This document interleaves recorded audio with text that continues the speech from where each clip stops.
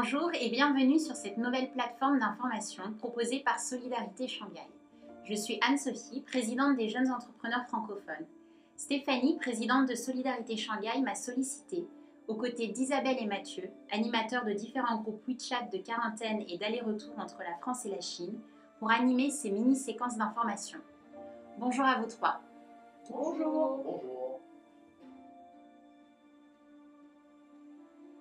Isabelle, Mathieu et Stéphanie, je veux partir en France dans les semaines à venir. Que dois-je faire ? Vous avez deux options pour repartir en France au départ de la Chine. Soit par vol direct, notez que le vol Air France avec escale à Séoul est considéré comme un vol direct. Soit vous pouvez prendre un vol avec transit. Vérifiez dans ce cas avec les compagnies aériennes quelles en sont les modalités. Petite précision, il est impératif de prendre un vol direct pour le retour en Chine.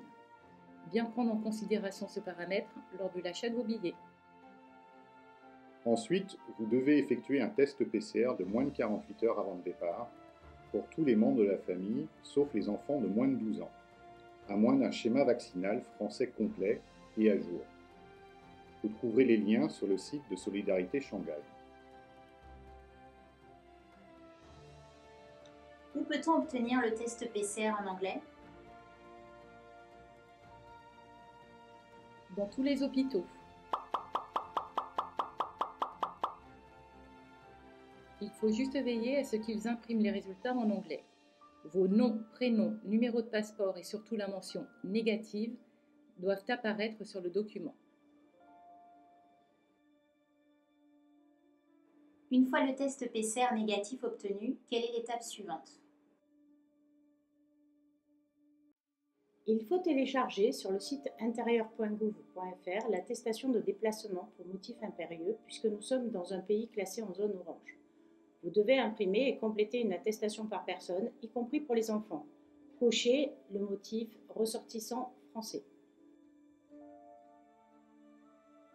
À part le test PCR et l'attestation de déplacement, faut-il d'autres documents ?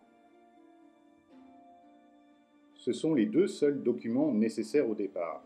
Cependant, suite aux différents retours d'expérience, nous vous conseillons, lors de votre voyage, de conserver avec vous les originaux de votre permis de travail, votre formulaire d'enregistrement à la police en Chine, vos diplômes, votre livret de famille, ainsi que les carnets de santé afin de parer à toute éventualité.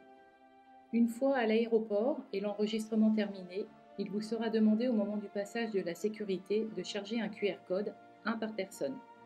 Ne vous inquiétez pas, il est possible de demander plusieurs QR codes sur le même téléphone. Faites toujours des captures d'écran. Ensuite, vous pourrez vous diriger vers votre porte d'embarquement.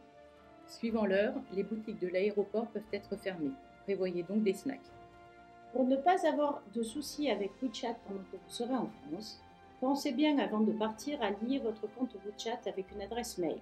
Vous pourrez retrouver un tuto sur le site de Solidarité Shanghai. De même, assurez-vous d'avoir un visa valide suffisamment longtemps après votre date de retour prévue. Sinon, il faudrait peut-être mieux anticiper son renouvellement.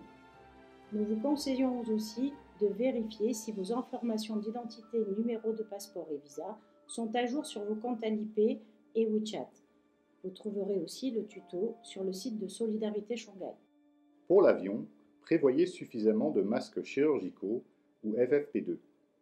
A priori, il n'est pas possible de changer de place dans l'avion, mais vous aurez le droit de vous déplacer. Merci Isabelle, Stéphanie et Mathieu pour toutes les informations et points de vigilance. Vous pouvez retrouver toutes ces informations et procédures sur le site internet de Solidarité Shanghai. Elles seront également accessibles pendant une semaine sur leur chaîne WeChat. Ceci étant, ce n'est qu'une partie du voyage. Certains prévoient de revenir à Shanghai. Nous vous invitons donc à nous retrouver très prochainement pour un nouvel épisode sur le retour.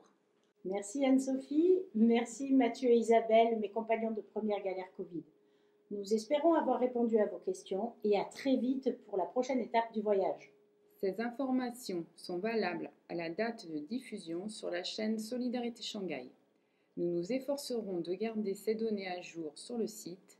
Cependant, veuillez vous référer aux communications officielles des gouvernements français et chinois, qui sont les seuls qui font foi.